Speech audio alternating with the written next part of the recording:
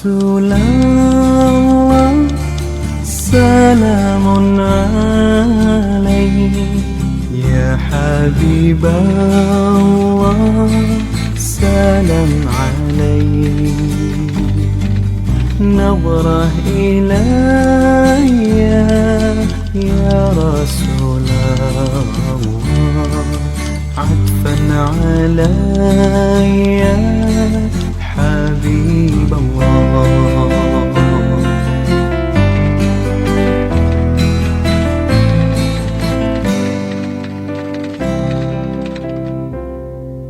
Min nuri Taha salat laha, zikrul ilahi zaid ilaiha. Min qalbi Ahmad nusqa wa nurshad. Min qalbi Ahmad dzakal murad.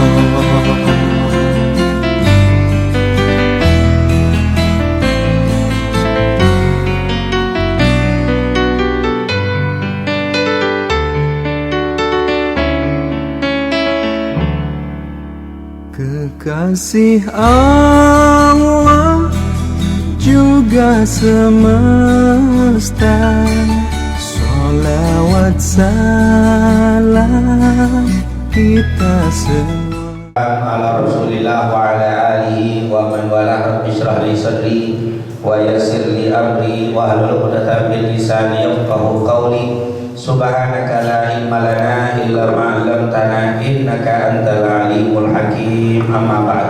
Segala puja dan puji kehadirat Allah, salawat serta salam kepada junjungan kita Nabi Muhammad sallallahu alaihi wasallam, para keluarga, sahabat, tabi'in serta seluruh umatnya yang selalu beristiqamah mengikuti sunnah-sunnahnya hingga yaumul qiyamah. Langsung saja kita membaca dan melanjutkan pembahasan kita dari kitab Riyadhus Shalihin, masih di bab ikram ahlul bait, yaitu bab tentang memuliakan ahlul bait Rasul sallallahu alaihi wasallam, yang alhamdulillah pada pertemuan lalu sudah kita selesaikan pembacaan hadis di nomor 346. Saat ini kita masuk hadis ke 347. Hadis 347 ini diriwayatkan oleh Imam Al-Bukhari dari Abdullah bin Umar radhiyallahu anhuma dari Abu Bakar As-Siddiq. Beliau mengatakan, qala al-mu'allif rahimahullah wa nafa'ana bi dharain amin. Wa 'ani bin Umar radhiyallahu anhuma an Abi Bakar As-Siddiq radhiyallahu anhu mawqufan alaihi annahu qala urqubu Muhammadan sallallahu alaihi wasallam fi ahli baiti, rawahu al-Imam Muslim. Jadi hadis sangat pendek sekali dengan kalimat urqubu Muhammadan fi ahli baiti. Katanya urqubu Muhammadan fi ahli baiti, rawahu al-Imam Al-Bukhari. Ini hadis yang sangat pendek sekali, oleh karena itu kita tidak buat slide dengan harapan semoga hafal semuanya. Urqubu Muhammadan fi ahli baiti, begitu doang. Urqubu Muhammadan fi ahli baiti, hafal langsung satu hadis. Coba tiap minggu ketemu apa mulu, sudah hafal 347 hadis kita. Nah sekarang udah 3.347. Jadi urqubu Muhammadan fi ahli baiti. Maka kalau tulis, wah panjangan hadisnya sangat pendek sekali. Dan ini juga berkaitan dengan yang lalu, berkaitan dengan ahlul bait. Sudah kita jelaskan kemarin siapa itu ahlul bait Nabi Muhammad sallallahu alaihi wasallam.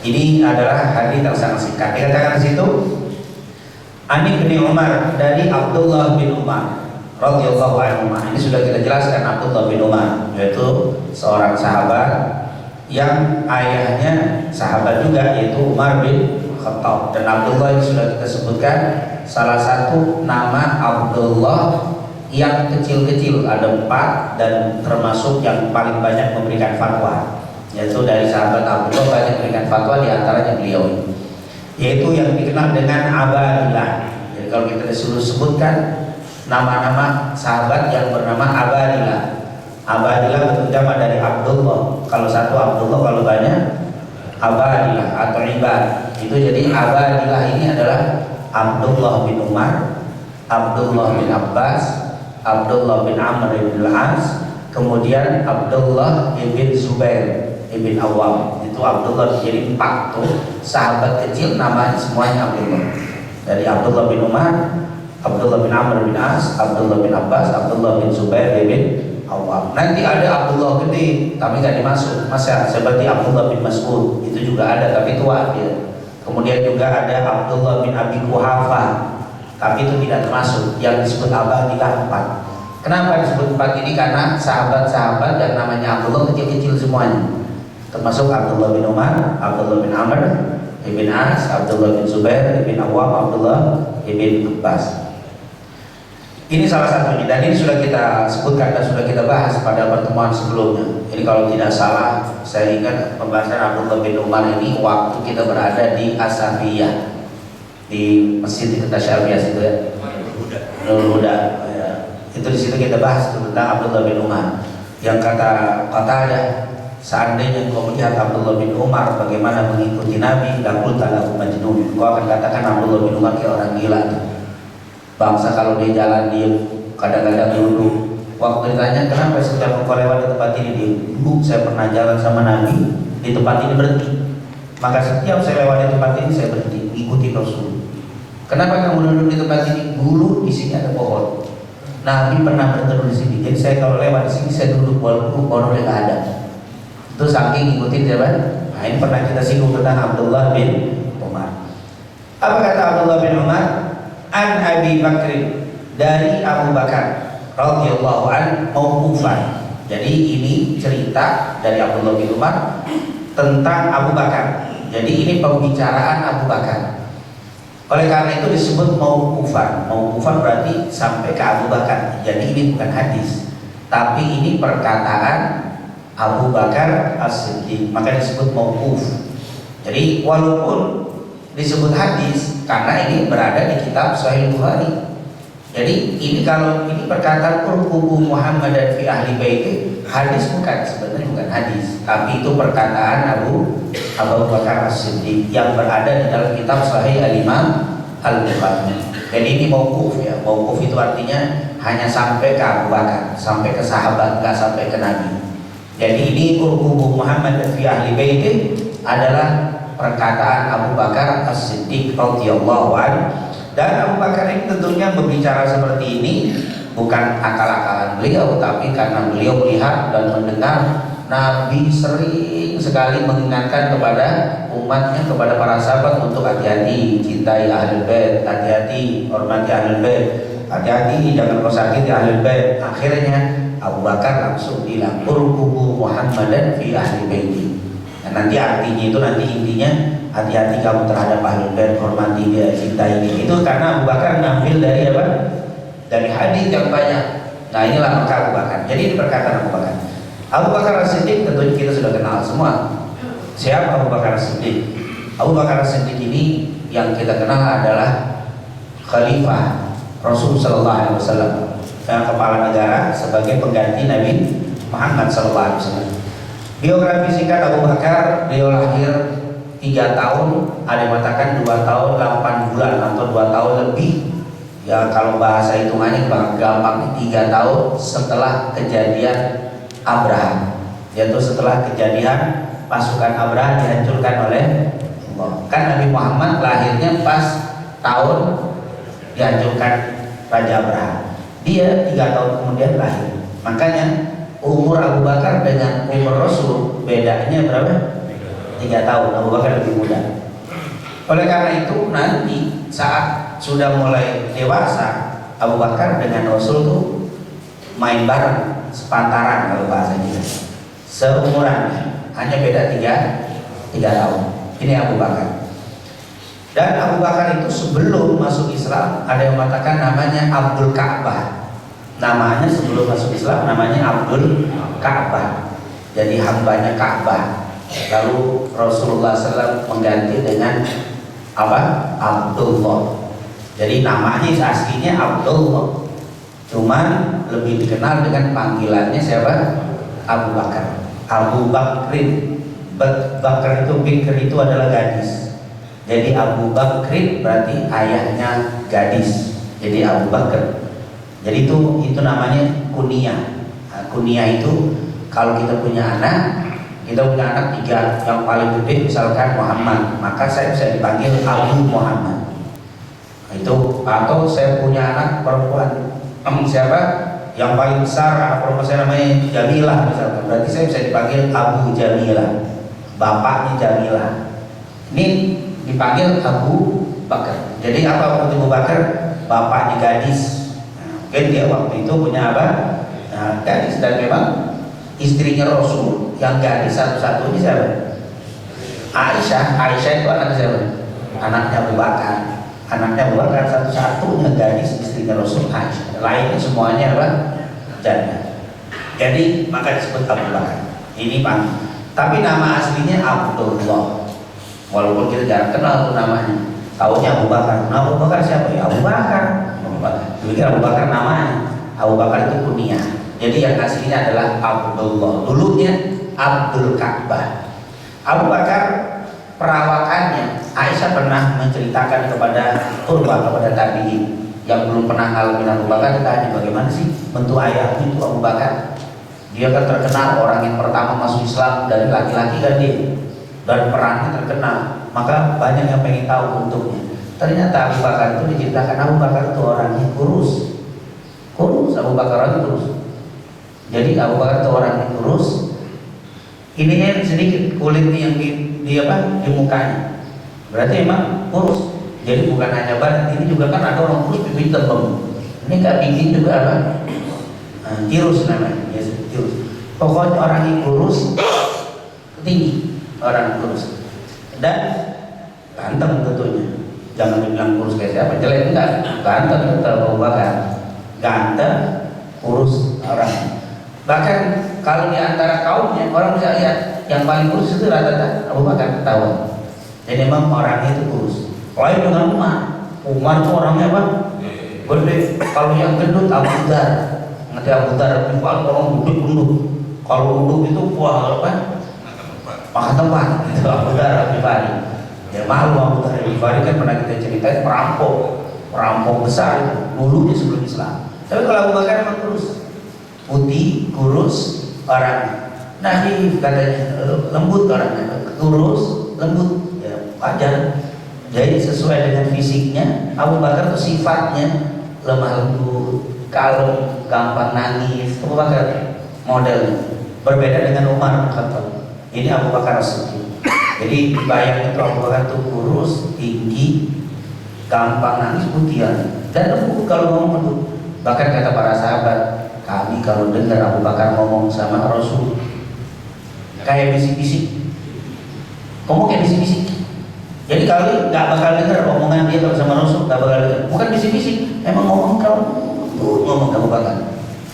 Orangnya kalem sampai-sampai kalau berbicara seakan-akan berbisik-bisik dengan Nabi Muhammad. Apalagi setelah turun ayat surat Al-Hujurat, ya ayyuhalladzina amanu la tarfa'u aswatakum fawqa sawtin nabi wa la tajharu lahu bil qawli kajhari ba'dikum li ba'd an tahbata a'malukum wa antum la tashkurun.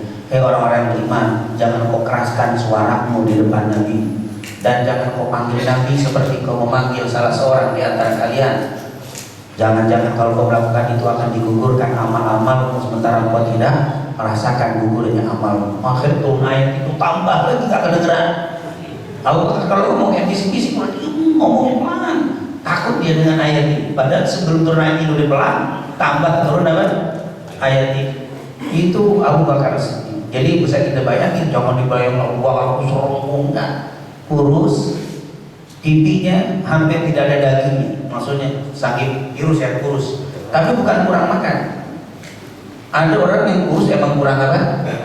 Kurang makan, ekonomi kurang bagus. Tapi kalau ini pedagang kaya, jadi dia ini pedagang besar. Abu Bakar sukses, dia pedagang kaya. Tapi mungkin kalau orang sekarang bilang emang tulangnya apa? Kecil, makan banyak, tetap aja apa? Segitu. Artinya dia itu bukan orang miskin, dia orang kaya.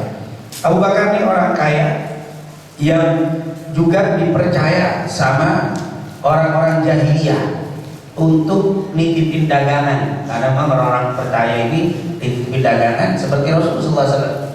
Makanya kata-kata As-Siddiq itu tidak diingkari oleh jahiliyah. Waktu Nabi bilang Abu Bakar As-Siddiq, itu nggak diingkari karena kejujurannya memang jujur. Dari sebelum Islamnya memang dia juga jujur. Bahkan orang-orang jahiliyah suka sama Abu Bakar. Kenapa? Yang pertama nggak pernah bohong. Makanya orang yang nggak pernah bohong cocok dengan Nabi. Maklum sahabat kan pasti sahabat akrab pasti punya sifat sama, walaupun nggak sama persis. Kalau kata hadis itu manjalas janas, manjalasa janasa. Siapa yang sering-sering duduk dia akan menularkan sifatnya. Nah, karena dia Rasul duduknya akhirnya ke bawah jujur. Begitulah orang sering-sering duduk dia akan mengubah sifat. Kita sering duduk sama orang kaya, gayanya kayak orang kaya, walaupun gak punya duit. Kenapa sering duduk sama orang kaya? Itu sifat kayanya itu nongol, gaya. Sering duduk sama pejabat, gayanya kayak pejabat, walaupun gak punya jabatan sama sekali, tapi gayanya itu kalau ngomong politik, padahal dia tidak punya jabatan, tapi teman-temannya orang politik semua. Jadi biasa sama orang, sama ustaz, sering duduk sama ustaz kayak ustaz, padahal bukan ustaz, karena sering duduk sama ustaz, duduk sama kiai, duduk sama ustaz. Jadi itu manjalas janas, dan itu akan lama. Kalau dia tidak berubah pasti akan mentang. Wah nggak cocok saya gaya dengan orang kaya, saya mau miskin, mundur nggak bisa. Tapi kalau sering akrab jadi manjalas janas. Maka disinilah kita disuruh untuk mencari sahabat-sahabat yang baik. Kalau antum pengen jadi orang sahabat, saya duduk sama orang sahabat, pasti akan sahabat. Kalau sering mau pengen, saya pengen rajin taklim, sering duduk sama orang taklim, pasti rajin. Cari sahabat-sahabat yang rajin taklim, pasti akan ke bawah. Nah itulah Abu Bakar sering duduk sama Rasul, jujur, karena temennya Abu Bakar Rasulullah SAW. Maka dia orang yang disukai oleh orang-orang jahiliyah. Dititipin dagangan, makanya dia menjadi berhasil. Dan memang kunci keberhasilan sebuah dagang, modal utamanya adalah jujur. Jangan dibilang kalau kita dagang tukang bohong cepat kaya, enggak, cepat bangkrut, cepat ditinggalin orang. Kalau mau sukses, jujur. Kunci. Abu Bakar jadi kaya raya, pedagang sukses, jujur dia. Ini Abu Bakar As-Siddiq. Hari Senin dapat wahyunya. Hari Senin itu dibawa ke Waraqah bin Naufal. Kemudian Khadijah masuk Islam pertama. Selasanya Abu Bakar dapat berita langsung masuk Islam.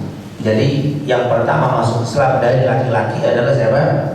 Abu Bakar. Ada yang mengatakan dari laki-laki dewasa Abu Bakar, dari laki-laki anak-anak Ali bin Abi Thalib. Kenapa Ali bin Abi Thalib diasuh sama Nabi? Jadi Nabi dapat wahyu, Ali pertama tahu di rumahnya karena dia tinggal di rumah Nabi. Kemudian dari budak namanya Zaid bin Harithah. Zaid, karena Zaid itu budak Nabi, tahu di rumah. Jadi waktu Rasul dapat wahyu dia tahu. Maka yang tahu yang pertama pasti Khadijah. Karena waktu masuk kan gemeter, diselimuti. Jadi yang pertama kali masuk Islam Khadijah, perempuan. Kalau mau itu, tapi dari laki-laki dewasa Abu Bakar. Dari anak-anak Ali, dari budak Zaid bin Harithah. Makanya ada yang bilang yang pertama masuk Islam Khadijah, ada yang bilang enggak, yang masuk Islam pertama anak Abu Bakar. Yaitu kalau dilihat dari awal pertama pasti Khadijah, karena istrinya. Rasulullah waktu dapat wahyu nggak ada mau Abu Bakar, ketemunya siapa? Sama Khadijah. Udah gitu Khadijah langsung membawa ke Waraqah. Akhirnya besoknya Abu Bakar dengar langsung masuk Islam. Nah ini tentunya merupakan keutamaan daripada Abu Bakar. Abu Bakar nggak pakai nanya dalilnya, nggak pakai nanya bagaimana kan? Aku mendapatkan apa? Wahyu. Cerita aku dapat ketemu malaikat Jibril, diceritakan langsung. Asyhadu an la ilaha illallah wa annaka rasulullah. Nggak pakai ibu, nggak pakai lagi. Itu Abu Bakar As-Siddiq. Dan beliau masuk Islam saat itu berusia berapa tahun? 37 tahun. Kenapa ya? Nabi kan umur 40 jadi Nabi. Beliau kan bedanya umurnya dia. Berarti 37 tahun dia sudah masuk Islam. Abu Bakar As-Siddiq. Dan akhirnya setelah masuk Islam tentunya bapaknya belum. Bapaknya itu belum masuk Islam. Masih dalam keadaan jahiliyah. Kemudian Abu Bakar As-Siddiq tentunya cerita sangat banyak. Fadilah atau keistimewaan yang paling menonjol dari Abu Bakar dalam keislaman Yang pertama, beliau termasuk orang yang pertama masuk Islam. Ini keutamaan atau amalan-amalan apa rekam jejak daripada Abu Bakar. Yaitu pertama, dia masuk Islam. Yang kedua, beliau adalah yang menjadi pengganti Rasul sallallahu alaihi wasallam, khalifah. Setelah Nabi meninggal, langsung para sahabat yang mengadakan pertemuan di Saqifah Bani Sa'idah. Terjadi diskusi, musyawarah, dan akhirnya sepakat mengangkat Abu Bakar menjadi khalifah. Kemudian dia menjadi khalifah selama 2 tahun 8 bulan. Beliau menjadi khalifah selama 2 tahun 8 bulan baru dia meninggal. Berarti sempat menjadi khalifah 2 tahun 8 bulan, hampir 3 tahun. Dan beliau juga yang terkenal adalah orang yang menemani Nabi saat hijrah. Saat Rasulullah hijrah ke Madinah, beliau yang menemani Rasulullah Sallallahu Alaihi Wasallam. Begitu banyak keutamaan Abu Bakar di dalam Islam. Adapun itu rekam jejak, kalaupun keistimewaan dalam syariat, kata Rasulullah SAW, seandainya seluruh umat Islam ini, kita nih, imannya dikumpulkan di satu tempat, lalu ditimbang dengan imannya Abu Bakar, niscaya iman Abu Bakar lebih kuat. Jadi seandainya kita di iman kita semua dikumpulin semuanya, ditimbang dengan imannya Abu Bakar, iman Abu Bakar lebih kuat daripada iman kita semuanya. Maka nggak usah ngomongin Abu Bakar dah, iman kita masih apa? Ya mau bancetek lagi udah. Seluruh manusia dikumpulkan semua imannya, ditimbang sama iman Abu Bakar, larajah, pasti imannya Abu Bakar lebih kuat, lebih berat daripada iman kita.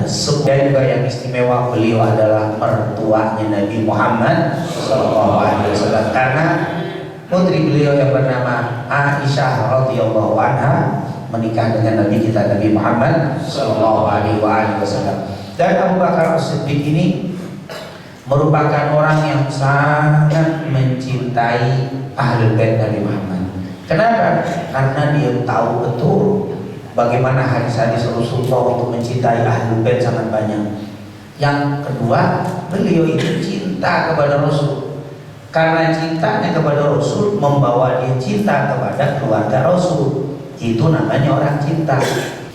Terlalu banyak cerita tentang Abu Bakar As-Siddiq, dan beliau termasuk yang menarik, beliau itu orang yang pertama kali dipercaya oleh Nabi untuk memimpin haji. Kan tahun 8 Hijriah itu turun kewajiban haji.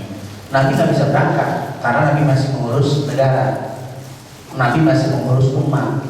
Maka Abu Bakar tahun ke-9 disuruh berangkat mimpin jamaah. Jadi Nabi nggak haji itu. Jadi yang pertama kali haji di masa Rasul adalah Abu Bakar As-Siddiq memimpin umat. Bahkan di dalam riwayat para istri Nabi ikut di bawah pimpinan Abu Bakar As-Siddiq. Rasul lain, tapi ternyata dalam mazhab Syafi'i boleh. Dalam Imam Syafi'i, mazhabnya boleh seorang wanita pergi tanpa mahram dengan syarat rombongan. Dengan syarat rombongan, ada laki banyak perempuan juga. Kalau laki semua di sendiri nggak boleh. Atau dia laki ada perempuan, berarti diboleh. Sudah dicampur. Seperti apa? Abu Bakar ada istri Nabi ikut, Nabi gak ikut. Dan di situ yang mimpin Abu Bakar. Berarti ada rombongan. Gak sendirian Abu Bakar. Nggak Abu Bakar bawa istrinya Nabi, nggak, rombongan sahabat. Di situ ada para istri Nabi. Ini menunjukkan perempuan yang suami gak ikut tapi bisa apa? Berangkat. Yang kedua, rombongannya banyak, aman dari fitnah. Aman dari fitnah. Orang itu baik-baik, yang laki grupnya ini baik-baik. Tapi kalau lakinya mata haru, nah ini nggak boleh. Jangan buat gawat-gawat laki ini modelnya apa? Serem-serem boleh, jangan mau saya ikut mahram nggak boleh. Ternyata lakinya bagus-bagus. Yang ketiga, yang mimpinnya amanah. Yang mimpinnya seperti Abu Bakar aman, jujur, rapi orang.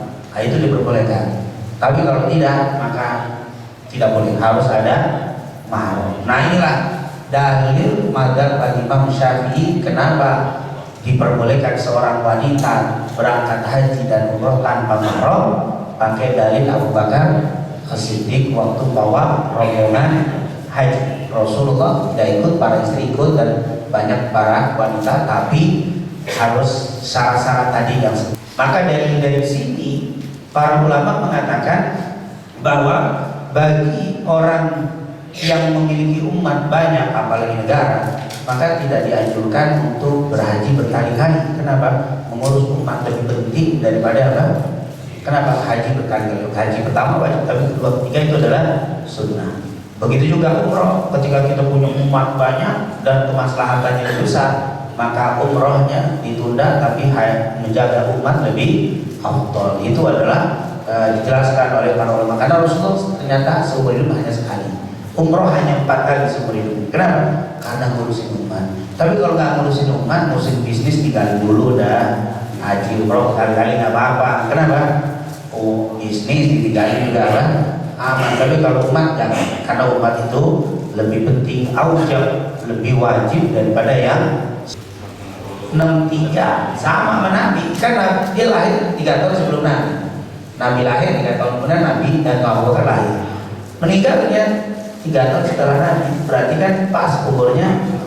Jadi memang sahabat dunia dan akhirat. Benar-benar pas meninggalnya umurnya sama. Cuma Nabi Rabiul Awal, dia Jumadil Akhir, Jumadil Tsani atau Jumadil Akhir, tanggal 22 tahun 13 Hijriah. Dalam usia 63 tahun. Waktu dia meninggal, langsung Aisyah, kuburkan ayahku di samping Rasulullah, di samping suami. Kenapa? Karena dia disuai akrab, teman akrab dari zaman sebelum kenabian, biar hidup dan matinya tetap dekat dengan Nabi Muhammad.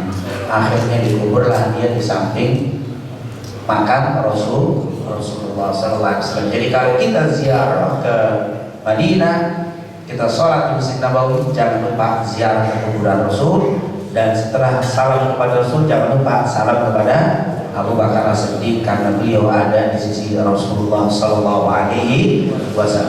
Inilah Abu Bakar As-Siddiq. Jadi terlalu banyak ya kisah-kisah tentang Abu Bakar As-Siddiq. Coba lain waktu kalau ketemu dengan Abu Bakar As-Siddiq kita akan ceritakan lagi.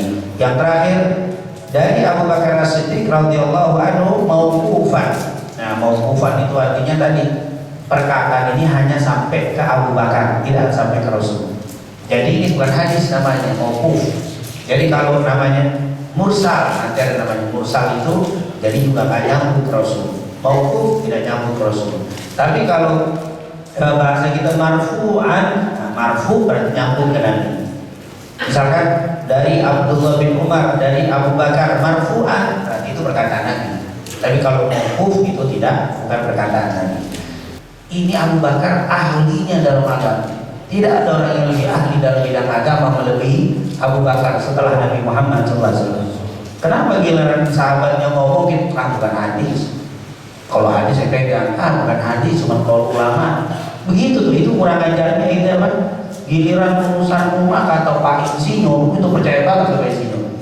Kata tukang Insinyur, kata tukang bengkel, kata tukang dokter percaya, tapi giliran sama apa? Ulama apa? Pokoknya saya hanya pegang Quran dan hadis. Quran hadis, giliran yang lain aja dipercaya. Subhanallah. Ini Abu Bakar As-Siddiq. Emang ini bukan hadis. Makanya Al-Imam An-Nawawi nulisin tuh, Imam Bukhari nulisin. Padahal ini bukan hadis. Kenapa kok Imam Bukhari menuliskan perkataan Abu Bakar? Walaupun bukan hadis, ini perkataan Abu Bakar. Bagaimana gak ditulis sama Imam Bukhari? Jadi Imam Bukhari tahu betul kita itu dalam beramal bukan cuma Quran hadis, tapi juga ada apa? Perkataan sahabat Nabi, ada perkataan ulama, itu harus kita pegang. Beliau berkata, urqubu Muhammadan fi ahli baiti. Apa urqubu? Rohmu, perhatikan. Wahtarimu, muliakan. Wa akrimu, muliakan. Ihtarimu, akrimu, muliakan. Kata Abu Bakar As-Siddiq, aku ingatkan, awas terhadap ahli bait Nabi, muliain mereka, hati-hati terhadap mereka, jangan sakiti mereka. Rohmu, perhatikan mereka. Itu adalah perkataan Abu Bakar. Kata Abu Bakar apa? Walladzi nafsi biyadihi, demi jiwaku yang berada di tangannya. Kalau bahasa kita demi Allah. Di riwayat yang lain, wallahi, demi Allah, la qarabatu Rasulillah, kekerabatan Nabi Muhammad, ahabbu ilayya, lebih saya cintai, an asila min qarabati, daripada aku menyambung kerabatku sendiri. Demi Allah, aku menjaga hubungan baik dengan keluarga Nabi lebih aku sukai daripada aku menyambung dengan kerabatku sendiri. Kalau kerabatku aku jaga, kerabatnya Rasul lebih aku jaga. Seandainya aku harus mencintai Ahlul Bait Rasul dan bermusuhan dengan keluarga, aku musuhan dengan keluarga, aku jaga kerabatku dengan keluarga Nabi Muhammad. Bukhari Muslim. Bagaimana dengan Ahlul Bait Nabi Muhammad? Bagaimana dengan Ahlul Bait Nabi yang saleh? Ini berlipat dan berlipat. Oleh karena itu, insya Allah kita semuanya bisa menjadi orang-orang yang melaksanakan wasiat daripada Abu Bakar As-Siddiq, dan tentunya bisa melaksanakan wasiat Rasulullah Sallallahu Alaihi Wasallam. Amin amin ya rabbal alamin. Itu mungkin yang bisa saya sampaikan. Lebih kurangnya Assalamualaikum warahmatullahi wabarakatuh.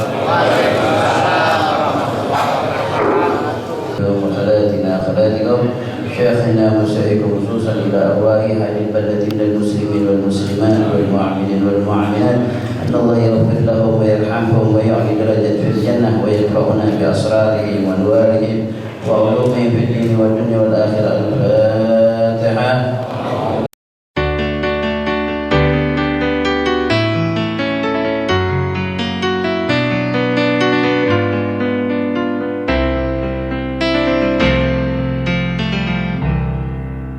Ya Rasulullah, salamun alaihi. Ya Habiballah, salam alaihi. Nadrah ilayya ya Rasulullah.